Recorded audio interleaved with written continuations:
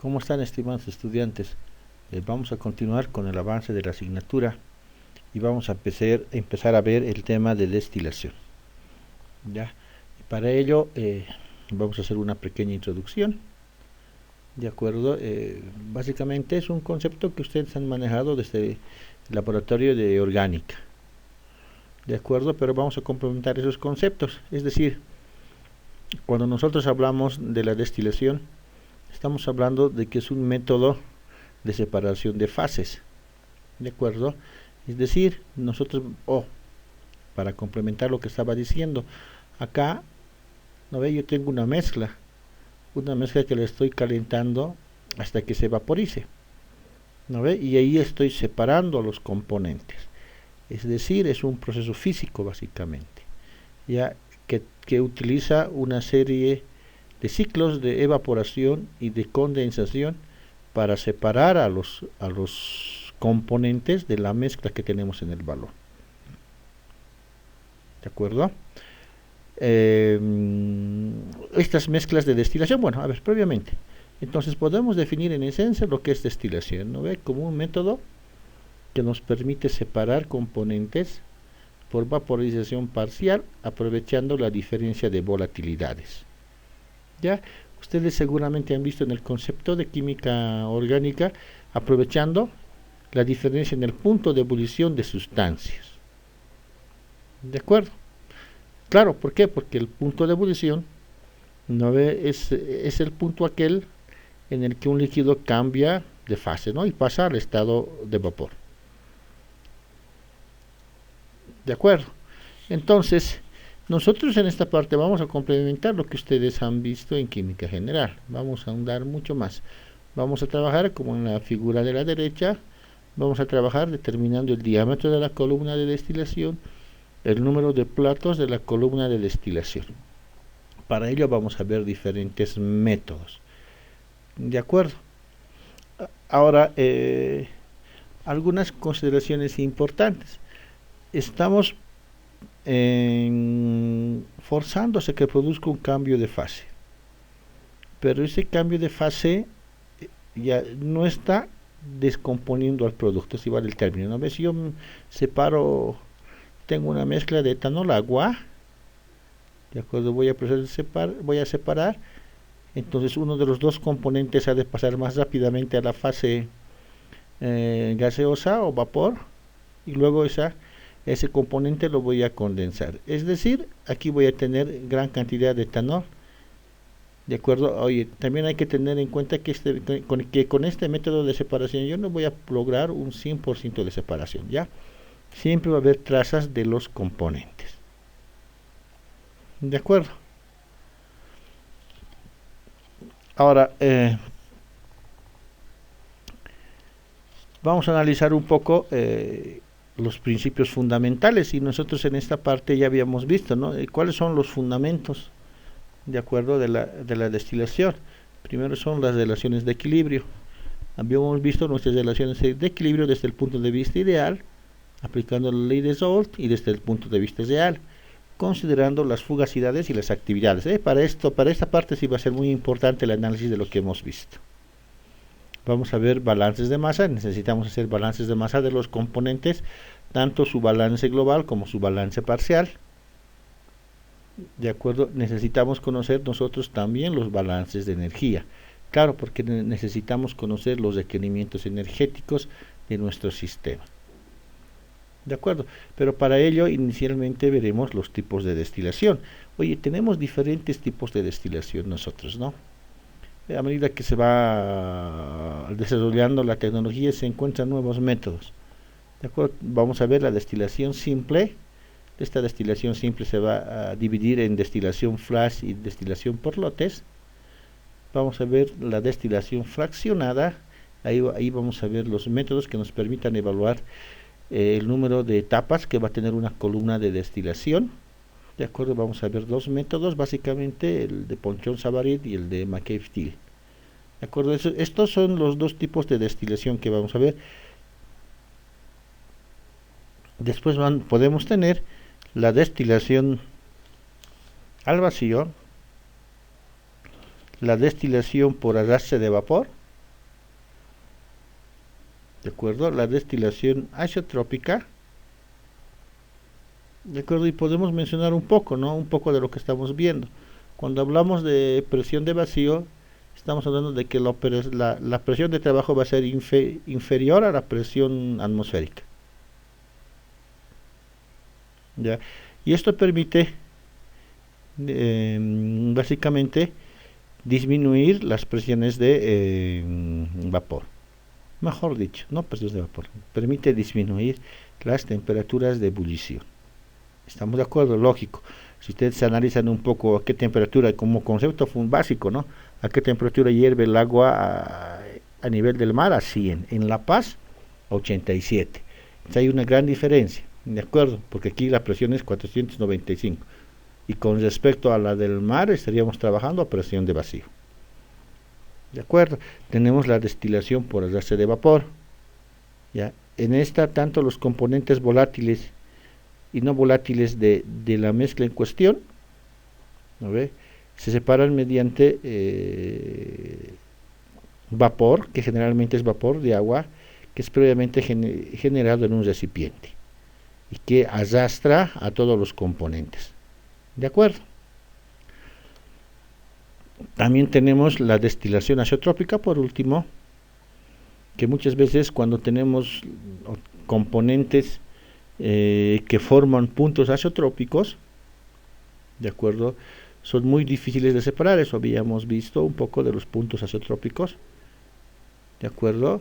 Entonces aquí es una destilación específica que hace uso de la ley de Raoult y que permite trabajar con esos componentes que en un momento dado forman azeótropos.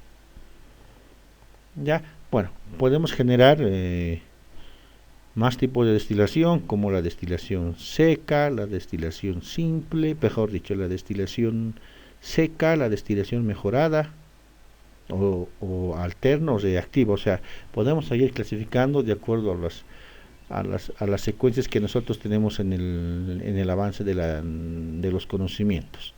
De acuerdo, pero como les digo, vamos a ver solamente nosotros destilación simple y destilación fraccionada. ¿Ya? Bueno, hablando entonces un poco de lo que es la destilación simple. Habíamos indicado que nosotros vamos a clasificar en dos tipos de destilación simple, en la destilación flash, ¿de acuerdo? Y en la destilación por lotes. Y la primera que vamos a ver es la destilación flash. Ya, en esencia, los sinónimos de esta destilación son la destilación repentina, instantánea, simple o de equilibrio. A modo general, como vemos en la figura, podemos indicar que este tipo de destilación consiste en una sola etapa de destilación, o sea, tenemos solo un tambor, ¿de acuerdo? Donde entra la alimentación, que es vaporizada o condensada parcialmente, ¿de acuerdo? Para que cuando entre en la cámara súbitamente existe una expansión y la separación en un componente gaseoso, vapor, y su condensación en un componente líquido. De acuerdo, hay que aclarar que tanto el líquido como el vapor que salen, ambos están en equilibrio. De acuerdo, ahora, si hablamos de la destilación flash, podemos indicar que se tienen dos tipos: el flash adiabático, calor cero, y el flash isotérmico. De acuerdo, solamente recordando que el flash adiabático, que cuando digo proceso adiabático no significa que la temperatura no cambie, no significa que no hay intercambio de calor. Puede haber cambio de temperatura todavía. Entonces, vamos a analizar un poco inicialmente el flash adiabático. Como ustedes pueden apreciar en la imagen, es la secuencia de que nuestra alimentación entra como un líquido ya a una determinada presión y que es calentada.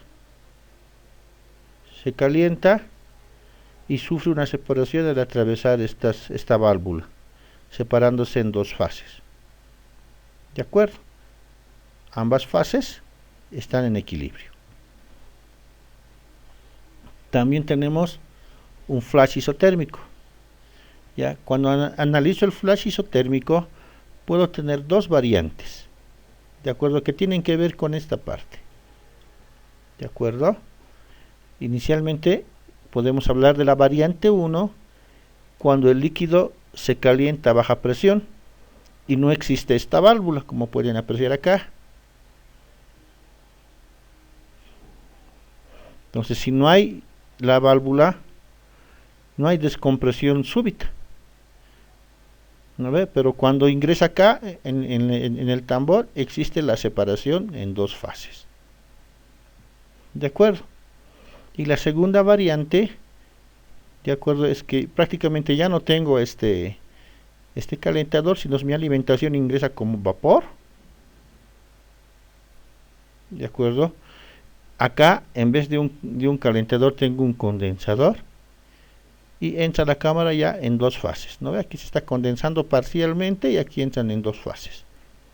Bueno, ambas fases, al salir del tambor, están en equilibrio. Entonces, lo que vamos a hacer ahora nosotros es analizar en forma general, de acuerdo, como ustedes ven, son condiciones específicas, pero no hace que exista un cambio en el análisis general de un destilador flash. De acuerdo, entonces lo vamos a trabajar como un destilador general, de acuerdo, uno normal, ¿sí? En el que esté entrando, se esté calentando, esté sufriendo la expansión. Ve, ya va a ser condición solamente de la alimentación y en algunas modificaciones para adaptar. De acuerdo, para ello entonces, de acuerdo, lo que nosotros vamos a realizar inicialmente es nuestro, si ustedes se dan cuenta, nuestro balance de masa, analizando un poquito la figura de la derecha, hago mi balance global, ¿no ve? Mi alimentación es igual al vapor más el líquido que está saliendo, y hago un balance parcial. Ahora, este balance parcial respecto a quién tengo que realizar, ¿de acuerdo? Cuando yo analice a mi alimentación, yo tengo que identificar a los componentes de esta alimentación. Generalmente siempre vamos a analizar inicialmente una mezcla binaria. Estamos analizando una mezcla binaria. De esa mezcla binaria vamos a definir quién es el componente más volátil y quién es el componente menos volátil, porque hemos definido en función a ese concepto lo que es la destilación. El componente más volátil es aquel que tenga una menor temperatura de ebullición. Ejemplo, si yo tengo etanol y agua, el componente más volátil sería el etanol. Entonces siempre me conviene hacer de mi balance parcial respecto al componente, ¿de acuerdo? Más volátil. Tengo las dos ecuaciones. Si opero en las dos ecuaciones, podría tener la primera posibilidad. ¿De acuerdo? Fíjense ustedes, aquí yo tendría Y, esta parejita YX está en equilibrio por si acaso. Entonces, si yo conozco X, podría conocer Y. Si ustedes analizan esta ecuación, podría ser la ecuación de una recta. ¿De acuerdo? Donde la pendiente va a ser L sobre B. ¿De acuerdo? Pero si yo opero esta mi ecuación en función de evaluar la fracción vaporizada, tendría esta otra ecuación. Vamos un cacho con las condiciones. Oye, el total tiene que ser F. Y aquí tengo en dos de los dos parciales. Entonces, bueno, sí es funcional trabajar en función de L sobre B. Pero debería conocer, ¿no ves? Si me dice que se vaporiza el 40%, bueno, ¿cuánto me queda? El 60%. De acuerdo, y ya tengo mi relación 0,4 sobre 0,6, digamos, ¿no? O 0,06 sobre 0,4. Ahora, acá es más interesante porque este valor B sobre F, lo máximo que puede ser es que la cantidad que se ha vaporizado sea igual a la alimentación. O sea, lo máximo que puede ser esta relación es 1. Y eso conviene porque B sobre F estaría entre el rango de 0 a 1. En cambio, este L sobre B va a depender de las relaciones. O sea, voy a tener valores mayores a 1 o menores a 1, podría ser. Entonces, lo más conveniente generalmente es trabajar en función de la fracción vaporizada. ¿De acuerdo? Ahora, si nosotros trabajamos en función de cualquiera de los dos como ejemplo, en función de la fracción vaporizada, yo puedo despejar y como les decía, oye, esta es la ecuación de una recta, aquí estoy hallando la ecuación de una recta. De acuerdo, yo decía aquí la pendiente es L sobre B, aquí la pendiente va a ser B sobre F si analizo esto y sin desarrollar esto. Entonces vamos a ver los casos en cómo podemos resolver con cualquiera de las dos ecuaciones y para qué nos sirve. De acuerdo, y para eso nosotros hemos trabajado, les comentaba, para eso hemos trabajado nosotros con la parte de las relaciones de equilibrio y los diagramas de equilibrio. Entonces, cuando yo estoy trabajando con la primera ecuación de mi relación L sobre B, lo que yo he hecho en esta parte es factorizar un signo de acá, ¿ya? Un signo. ¿Para qué? Para que mi pendiente sea negativa. ¿Qué me permite? Oye, yo voy a conocer mi condición de alimentación. Ya voy a conocer XF. Pero yo no voy a poder conocer XY, porque eso está en equilibrio. ¿De acuerdo? Para poder conocer XY, una manera es trabajar en forma gráfica. Esto es Y, gráfica Y versus X. Pero para ello debo conocer la pendiente. ¿Estamos de acuerdo? Perdón. Si yo conozco la pendiente, automáticamente voy a conocer cuánto es, si quieren ustedes, cuánto es el ángulo. Si yo tengo el ángulo, directamente puedo trazar mi ecuación. ¿Estamos de acuerdo, no ve con eso? Básicamente necesito solamente 2 puntos, y en este caso, al conocer la pendiente, ya no necesitaría un punto, y tengo la pendiente, trazo mi recta. ¿Hasta qué punto llego? Hasta la intersección con mi curva de equilibrio, ¿no ve? En ese punto puedo leer mi Y, y puedo leer cuánto vale el X. Ya tengo mi pareja de equilibrio, Y 0,63 y X 0,42. Bueno, eso es trabajando esta ecuación. De forma análoga yo puedo trabajar con la fracción vaporizada, y puedo trabajar de la misma forma, ¿no ve? Si yo tengo esta pendiente, puedo conocer automáticamente cuánto vale Y, cuánto vale X. ¿Estamos de acuerdo? Ingresando de manera análoga a esta. Ahora, ¿para qué me puede servir estos análisis? Oye, si yo conozco la composición en el equilibrio y estoy trabajando en el tambor, ¿no ve? Podría conocer prácticamente cuánto es la temperatura de operación en el tambor. ¿Estamos de acuerdo? Porque aquí yo estoy analizando, no estoy analizando valores, no he graficado, conozco L sobre B y directamente estoy hallando los valores en la intersección. Entro a mi tabla que he construido de los valores temperatura versus composición y puedo hallar cuánto era la temperatura en el tambor, cuánto es mi temperatura de operación. Fíjense, no es complejo este análisis. ¿De acuerdo? Ahora, estas dos condiciones es si yo desconozco la temperatura de operación. ¿Qué pasa si en este flash yo conozco la temperatura de operación? ¿No ve? Entonces yo ya puedo construir mi temperatura versus composición. También hemos visto dos curvas que ahora las ya hemos visto, ¿qué se llama? Hemos visto cómo hemos denominado estas dos curvas, ¿no? Una es el punto de burbuja, la curva de burbuja, y el otro es la curva de rocío. ¿De acuerdo? Entonces, ¿qué hacemos? ¿Qué hacemos en este análisis? A ver, recordaremos un cachito lo que hemos visto en FQ. No, yo tengo mi composición de alimentación. ¿De acuerdo? Digamos que es 0,4. Subo. Pero ¿hasta qué punto subo? Hasta la temperatura que me están dando. ¿No es? Digamos 97 o 96. Trazo mi horizontal hasta que intersecte con mi alimentación. Una vez que intersecta mi alimentación, oye, ¿no ve? Y yo tengo que trazar sobre ese punto de intersección hacia los dos extremos. Hacia el punto burbuja hallo mi XA o mi X, hacia mi curva de rocío hallo mi Y. Entonces ya estaría hallando mi Y y mi X. ¿De acuerdo? Entonces, si ya tengo mi Y y mi X, automáticamente puedo hallar cualquiera de estos dos o cualquiera de estos dos, adicionando mi ecuación de balance global. ¿Estamos de acuerdo con esa condición? Entonces, para eso me sirve esta parte. Ahora, si tengo diferentes destilaciones flash, pues no hay ningún problema. La cosa es que la intersección entre la alimentación que me den o que calcule con la temperatura tiene que estar entre mi hojita de coca, habíamos indicado.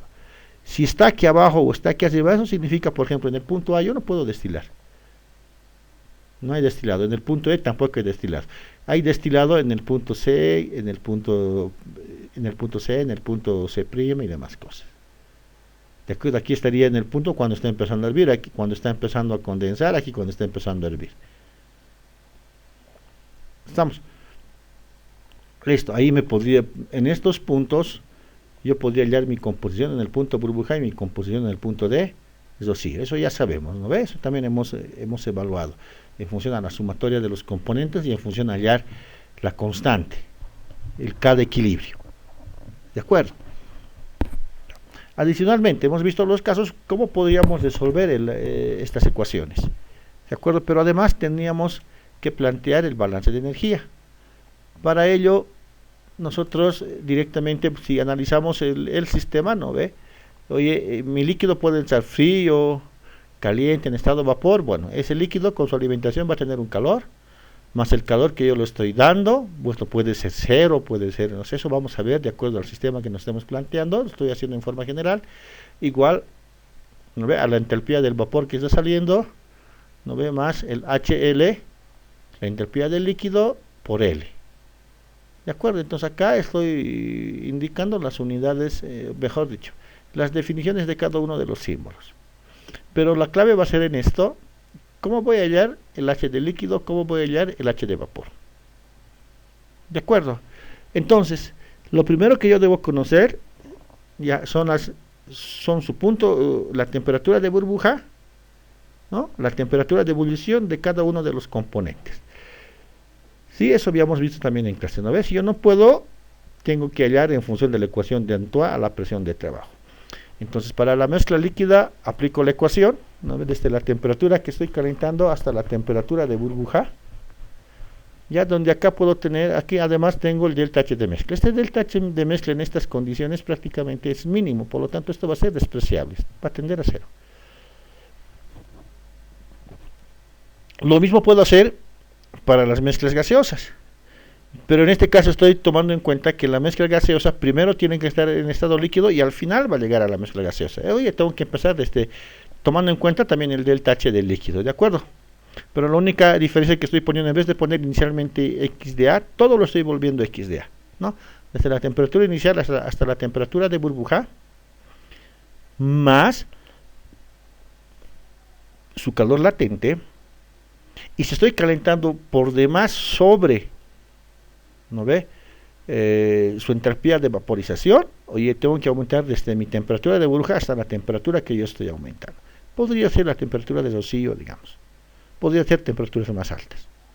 De acuerdo, para el componente más volátil, y fíjense ustedes en esta ecuación, todo lo estoy poniendo en función del componente más volátil. Ahora, aclaraciones.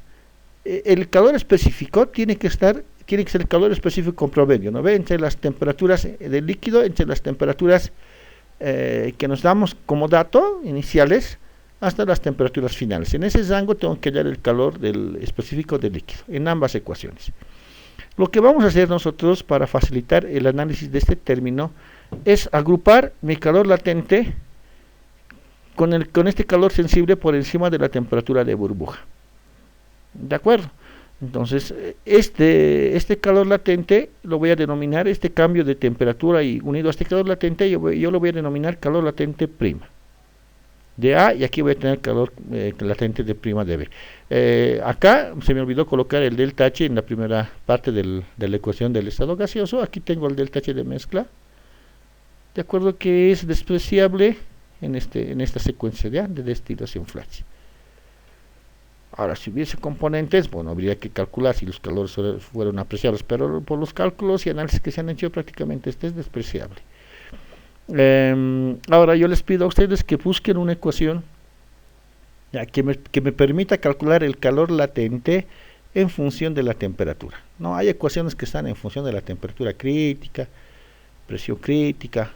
Vayan a lo contojo, busquen y vean la diferencia entre en cálculos, ¿no ve? En valores calculados entre dos ecuaciones, tres ecuaciones, y tomen en cuenta la que ustedes consideren más exacta del valor. ¿De acuerdo? Bueno, Listo, lo van a integrar, entonces aquí no va a haber ningún inconveniente. Hasta aquí hemos visto la parte de mezcla binaria. ¿De acuerdo? Prácticamente, si vale el término, no habríamos usado, no ve, la constante de equilibrio, sino nos habríamos entrado directamente a la parte gráfica. Bueno, ahora veríamos la parte de destilación flash de multicomponentes. Para este caso vamos a utilizar las dos mismas ecuaciones anteriores, pero vamos a generar balances parciales ya para diferentes componentes, ¿no ve?, que están en la alimentación. Ahora, multicomponente vamos a tomar en cuenta cuando mi sistema binario tenga más de dos componentes, ¿no? Con tres ya puedo tomar en cuenta que es multicomponente. Con tres componentes yo ya puedo decir que es multicomponente, ¿de acuerdo? Porque se hacen los análisis o los balances engorrosos. Entonces, lo que yo voy a hacer es un poquito operar. Aquí ya necesito introducir la constante de equilibrio y trabajar con mi ecuación del balance parcial. Y fíjense en esta ecuación, en la ecuación 2, si yo quiero puedo reemplazar mi y, si yo quiero ya acá despejo x y los reemplazo aquí. Entonces vamos a obtener básicamente dos ecuaciones que las puedo poner en función de la constante de equilibrio. ¿De acuerdo? Estas dos ecuaciones, ¿para qué? Para calcular y en primera instancia y para calcular xy. Entonces, si yo opero, ¿de acuerdo? Si yo opero, podría obtener para xy la siguiente ecuación. ¿De acuerdo? Eso, por favor, yo les pido que ustedes comprueben. Por ahí se fue algún signo, es bueno siempre comprobar. ¿De acuerdo? Y aquí tengo mi y. Entonces ya tendría mis fracciones molares. ¿De acuerdo? Hasta acá creo que no había ningún inconveniente. Cuando llevábamos el punto de burbuja, el punto de rocío, decíamos que la sumatoria de las fracciones molares tiene que ser igual a 1. Aquí vamos a seguir utilizando esta condición. ¿De acuerdo? Pero oye, fíjense, si yo quiero conocer xy, debo conocer KI. Debo conocer mi fracción vaporizada. Aquí, digamos, podría tomar mi KI de manera ideal. ¿Ya? Pero aquí, ¿qué haría? O sea, tenía un término que desconozco acá, por lo tanto no podría calcular el xy. Acá tampoco, si yo no conozco mi fracción vaporizada, tampoco podría calcular. Esto condicionando que en ambos casos podría calcular mi KI. ¿De acuerdo? Pues vamos a ver más adelante dos formas de poder evaluar K. ¿De acuerdo? Entonces, voy a aplicar, la idea entonces ahora va a ser, conocido K, me faltaría evaluar BF. Si BF evaluó la fracción vaporizada, automáticamente está definido los Y's. Entonces yo voy a aplicar, ¿no ve?, el concepto de la sumatoria de fracciones molares. De X, sumatoria de fracciones molares de Y.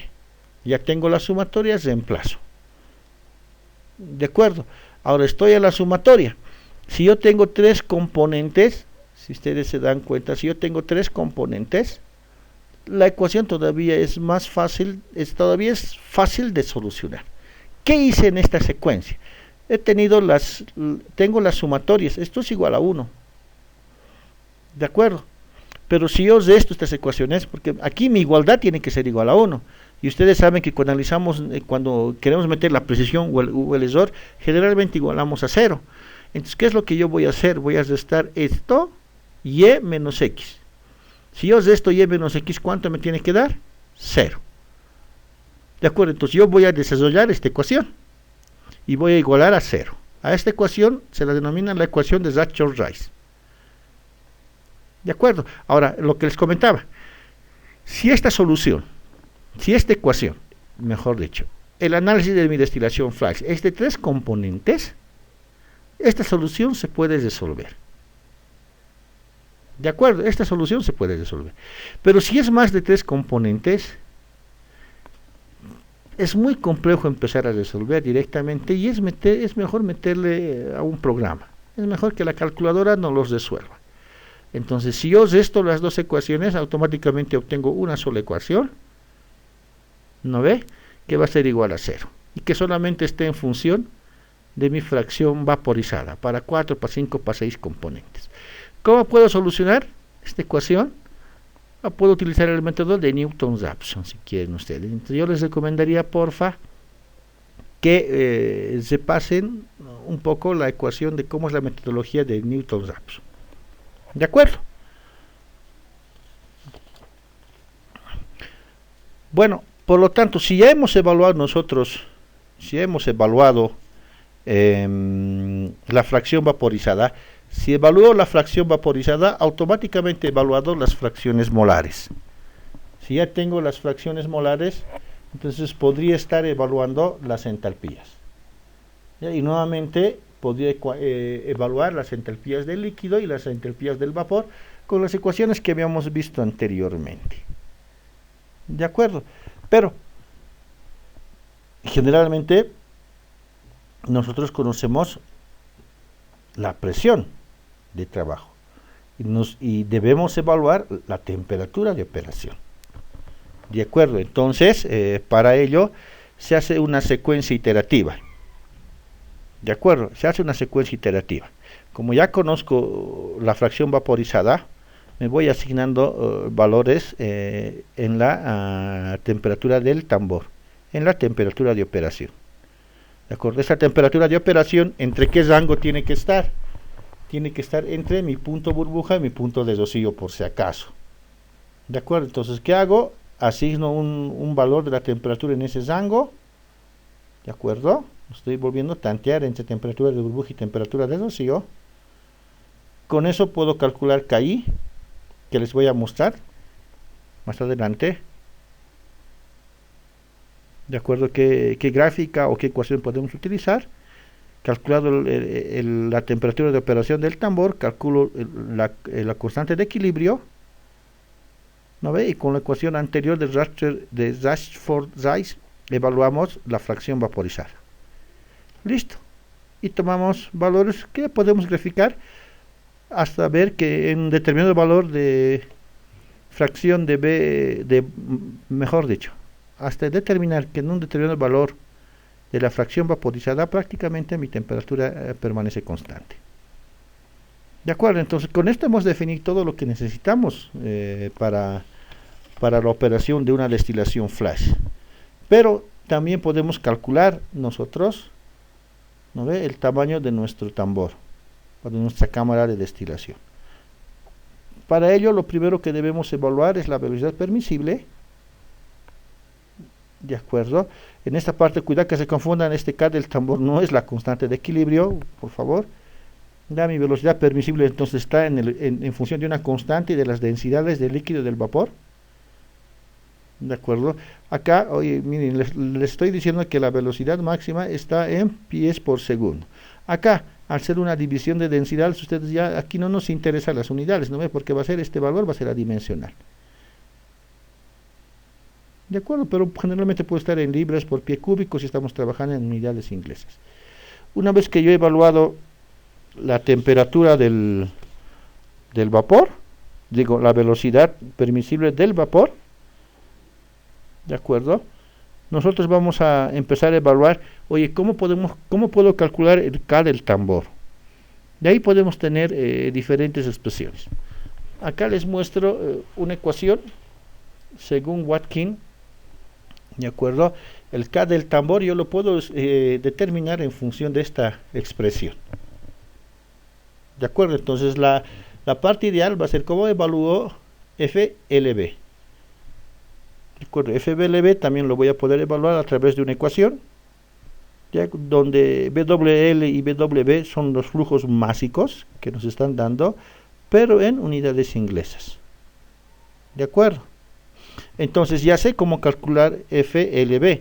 Ahora me falta cómo podría evaluar AB, A, B, C, D, E, de la ecuación de Watkins. De acuerdo, esto también Watkins nos proporciona, nos proporcionan valores de esas constantes. ¿No ve? Entonces no tendríamos ningún inconveniente para evaluar el K del tambor. Ahora, el valor recomendable del K del tambor oscila de 0,1 a 0,5. Listo, ya puedo evaluar el U permisible. Ahora debo evaluar la velocidad molar horaria. de acuerdo a través de la siguiente ecuación. Aquí ya los emplacé los factores de conversión para que ustedes puedan simplificar y ver. Cuidado con el conceptito de libras mol, por favor. Cuidado con el concepto de libra mol. Aquí estoy trabajando en libra masa. De acuerdo, cuidado con ese concepto. ¿Ya? Entonces de ahí puedo hallar directamente de esta ecuación, puedo hallar el área. Me está diciendo claramente que el área me va a dar en pie cuadrado. Una vez que tengo el área en pie cuadrado, directamente puedo hallar el diámetro. Ya tengo el diámetro del tambor, lo que me faltaría sería hallar la altura. Pero por norma, a este diámetro calculado yo lo debo adicionar 6 pulgadas. Es decir, cuidado también ahí, porque muchas veces la velocidad dice que si yo calculo el diámetro en pies, directamente lo sumo pulgadas, no serían unidades coherentes. Entonces, cuidado con las unidades, ¿de acuerdo? Y por último, tendría que establecer la longitud o la altura de nuestro tambor. De acuerdo, que generalmente esta relación tiene que estar de 3 a 5. O sea, yo puedo decir que LD es 3 o L sobre D es igual a 5. De acuerdo. Ya podría calcular el diámetro, la longitud y las condiciones de operación de mi tambor en una destilación flash. Hasta aquí vamos a quedar hoy.